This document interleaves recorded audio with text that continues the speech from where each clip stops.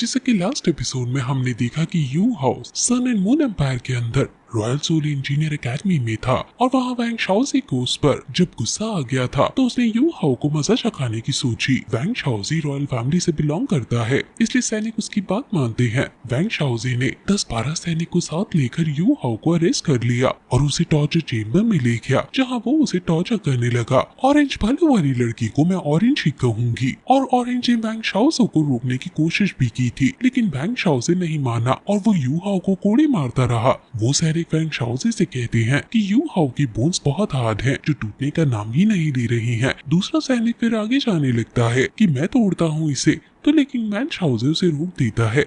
Ice bang amber को बहुत ज्यादा गुस्सा आ रहा है और वो कहती है कि तुम मुझे अपनी बॉडी को कंट्रोल करने क्यों नहीं दे रहे, मैं इन सभी को मजा चखा दूंगी, लेकिन यू हाउ से रोक देता है। वैंग शाओजी कहता है कि नेल्स ऑफ 81 ड्रैगन पिलर्स ही इसकी अकड़ तोड़ेगा। इसको एक्टिवेट करने के बाद 81 पिन्स इसके अंदर घुसेंगी और अंदर ही घूमने लगेंगी। वो इसे एक्टिवेट कर देता है, जिससे बहुत सारी नेल्स यू हाउ की बॉडी के अंदर घुस जाती हैं, जिससे यू हाउ को काफी ज्यादा दर्द होने लगता है। स्काई ड्रीम को ये देखकर बहुत ज्यादा गुस्सा आ रहा है, लेकिन यू हाउ उसे कोई भी एक्शन लेने नहीं दे रहा। वैंग शाओजी किसी राक्षस की तरह यू हाउ को देखकर हंस रहा है, लेकिन तभी वहाँ मिंच हॉल के दीन आते हैं, जो वैंग शाओजी को थप्पड़ लगाकर साइड करते हैं। सभी सैनिक दीन के आगे झुकते हैं। अब यू हाउ के अंदर इलेक्ट्रोलेट समझ जाता है कि क्यों यू हाउ उन्हें अपनी मदद करने से रोक रहा था, क्योंकि यू हाउ ने सेंस कर लिया था कि कोई ताकतवर शख्स यहाँ आ रहा है। यू हाउ की ये अच्छी स्ट्रैटेजी है। दीन यू हाउ को आजाद करता है और फिर उन पर चिल्लाता है कि आखिर हमारे स्टूडेंट को इतना टॉर्चर करने की तुम्हारी हिम्मत कैसे हुई। वो यू हाउ से सॉरी मांगता है कि मुझे माफ कर दो, मैं तुम्हारी रक्षा करने में असमर्थ रहा।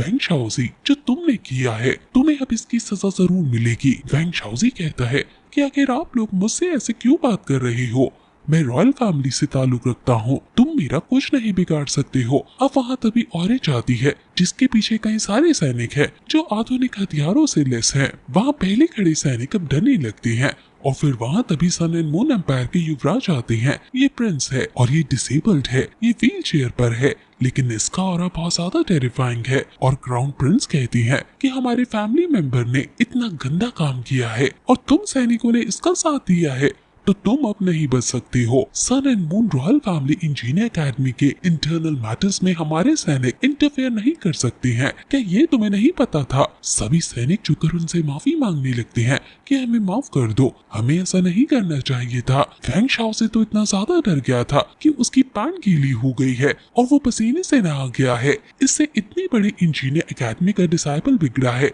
इसलिए अब तुम बाकी लोगों के लिए मिसाल बनोगे। वो एक बहुत ही ताकतवर सोल मास्टर को समन करता है और वो ताकतवर सोल मास्टर उन सैनिकों को इतनी बुरी तरह एक ही झटके में मारता है कि उसके शरीर के 500 से भी ज्यादा टुकड़े हो जाते हैं। बाकी सैनिकों भी वो मार देता है और फिर वैंग शाओजी का सर जमीन पर काट देता है, जमीन में पटक कर, और फिर उसे हवा में उड़ाकर बहुत ज्यादा पीटने लगता है और वो तो उसे जान से अब खत्म करने ही वाला होता है कि तभी डीन उसे रोक लेता है। ये शैडो डॉलर ज़्यू शेन है और डीन कहता है कि तुम 10 साल बाद दिख रहे हो, तुमने बताया नहीं कि तुम सिटी आ रहे हो, तुम्हारी स्ट्रेंथ तो बहुत ज्यादा बढ़ गई है। ज़्यू शेन तारीफ के लिए धन्यवाद बोलता है और कहता है कि मैं तुमसे किसी और दिन मिलूंगा। डीन युवराज को धन्यवाद बोलता है और फिर यू हाउ को ले जाने लगता है। यू हाउ के पूरे शरीर से खून निकल रहा है, इसलिए उसे तुरंत बेड पर लिटा दिया जाता है। काय तो तुरंत यू हाउ के बारे में जैसे ही सुनता है वो यू हाउ को देखने चला आता है और रोने लगता है कि तुम्हें क्या हो गया। वो डीन से कहता है कि हमारे टीचर शायद वापस लौट गए हैं, तो तुम्हारा ये एम्पायर हमारे संग ऐसा बिहेव करेगा, क्या ये एटीट्यूड रहेगा तुम्हारा हम एक्सचेंज स्टूडेंट के संग। वहाँ खड़ा टीचर कहता है कि आखिर तुम्हारी हमारे डीन से ऐसी ऊंची आवाज में बोलने की हिम्मत कैसे हुई, लेकिन डीन आगे बढ़कर कहता है कि मुझे माफ कर दो कि यू हाउ के संग जो हुआ उसे मैं नहीं रोक पाया। वैंग शाओजी को मैंने निकाल दिया है और जो भी ये हुआ है उसके लिए हमारी एकेडमी मुआवजा देने को तैयार है। काय तू कहता है कि अगर यू हाउ को कुछ हो गया तो श्रेक एकेडमी तुम्हें नहीं छोड़ेगी। यू हाउ कहता है कि मैं ठीक हूँ भाई। वो फिर डीन को उसे बचाने के लिए धन्यवाद बोलता है। डीन एक बार फिर यू हाओ से दिल से माफी मांगता है और कहता है कि मिस्टर जुआन ने तुम्हारी बहुत तारीफ की है, तुम बहुत अच्छे से सीख रहे हो, तुम अब रिकवर करने का वेट करो और वो मिंगदे हॉल में तुम पढ़ने चले जाना। मिंगदे हॉल यहाँ का बहुत ही लाइट प्रोग्राम है जहाँ अब यू हाओ को जाने का मौका मिलेगा और कॉम्पनसेशन के लिए श्रेक एकेडमी के और स्टूडेंट्स यहाँ आकर अब पढ़ सकेंगे। अब डीन और टीचर वहाँ से चले जाते हैं और काइतो उसकी अच्छे से तबीयत पूछता है, जिस पर वो कहता है कि इन्होंने मुझे अच्छे से हील कर दिया है और बस अब कुछ ही इंजुरीज हैं, अब हम मिंगदे हॉल में जा पाएंगे और ये हमारे लिए एक एडवांटेज ही है। वही डीन और टीचर आपस में बाहर जाकर बात करते हैं कि ये जो भी हुआ है वो बहुत बुरा हुआ है और हमें अपनी गुडविल को सुधारने के लिए अब ऐसा करना ही होगा। और रात को ऑरेंज यू हाओ के पास आती है। यू हाओ सो रहा है और ऑरेंज उसके पास आकर रोने लगती है कि मेरी वजह से तुम्हें इतना ज्यादा हर्ट हुआ है, मेरे पास बहुत कुछ है जो मैं तुमसे कहना चाहती हूँ, लेकिन उन सबको कहने का कोई फायदा नहीं क्योंकि अब हम नहीं मिलने वाले हैं। वो फिर याद करती है कि कैसे वो युवराज को बुलाकर वहाँ ले गई थी, उसने युवराज से यू हाओ को बचाने की गुहार लगाई थी। युवराज ने उसकी बात मानने को राजी हो गए थे, लेकिन उन्होंने उसे कहा था कि तुम फिर एकेडमी छोड़ दोगी और एक आर्मी का टुकड़ा रूल करोगी। ऑरेंज ने कहा था कि मैं तो बस एक अनाथ हूँ और भला इतनी बड़ी रिस्पॉन्सिबिलिटी कैसे संभालूंगी, लेकिन युवराज ने कहा कि तुम बहुत ज्यादा इंटेलिजेंट और ब्रेव हो, तुमने काफी सारी मिलिट्री क्लासेस अटेंड की हैं और सोल काई टूल्स में एक्सपर्टीज हासिल की है, मुझे तुम पर यकीन है कि तुम बिल्कुल इसके काबिल हो। और बात रही तुम्हारी आइडेंटिटी और प्रेस्टीज की, तो मैं तुमसे शादी करूंगा और फिर तुम फ्यूचर में महारानी कहलाओगी। ये सुनकर वो शॉक हो जाती है क्योंकि उसे यू हाओ पसंद आने लगा था, लेकिन अगर अब वो इसको राजी नहीं होगी तो वो यू हाओ को नहीं बचाएगा। वो युवराज से कहती है कि मैं आपको डिजर्व नहीं करती, लेकिन युवराज कहता है कि वो तुम ही थी जिसने मुझे मेरे भाइयों के हमले से बचाया था और सारे घाव खुद लिए थे।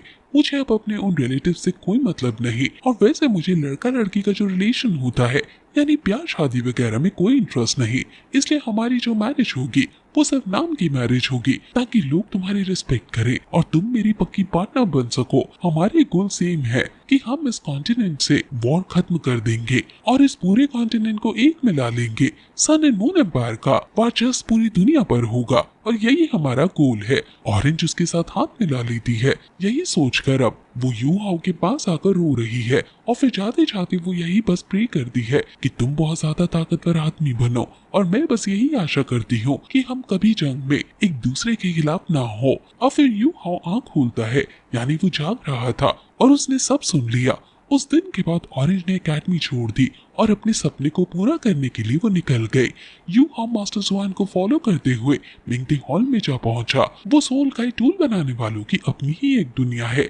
ये बहुत आलीशान और हाईली एडवांस बिल्डिंग है और मास्टर जुआन उसे अंदर लेकर जाते हैं। वो फिर इसके मेन हॉल में लिफ्ट से आते हैं और यहाँ की सुंदरता को देखकर यू हाओ बहुत चक्का रह जाता है। यहाँ हर तरफ टूल्स हैं और मानो ये सोल काई टूल्स बनाने की कोई बहुत बड़ी इंडस्ट्री हो। यू हाओ अपनी टेबल देखता है जहाँ wonderful and infinite soul guidance device रखे हैं।